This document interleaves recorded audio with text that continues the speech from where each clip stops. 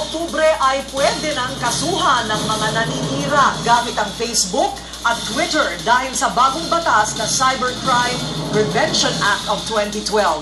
Pero may nakikitang butas dito ang ilang eksperto sa Law on Information Technology sa pagpapatrol ni Ron Gagala.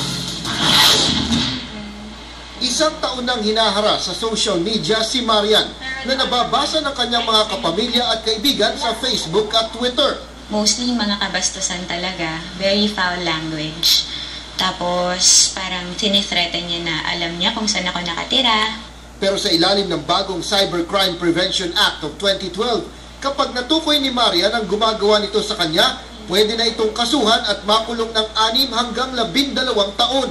Kasama rin dito ang mga mahuhuli sa hacking, system interface, cyber squatting, identity theft, cyber sex, spam, cyber child pornography at ang libel. Pero ayon kay Attorney R.G. Guevara, hindi dapat isinama ang libelo sa batas na ito.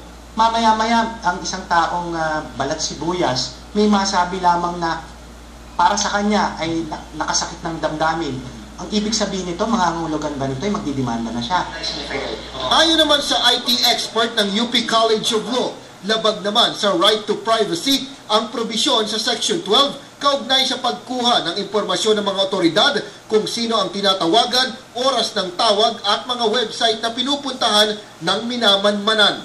Ito parang pwede ka mag-surveillance nang wala ka man ng court order. Paalala ng Malacanang, may kaagapay na responsibilidad ang kalayaan sa paggamit ng cyberspace. Pero para sa ilan, kailangan plantsahin muna ang batas na ito bago ito ipatupad sa Oktubre. Ron Gagalak, Patrol ng Pilipino.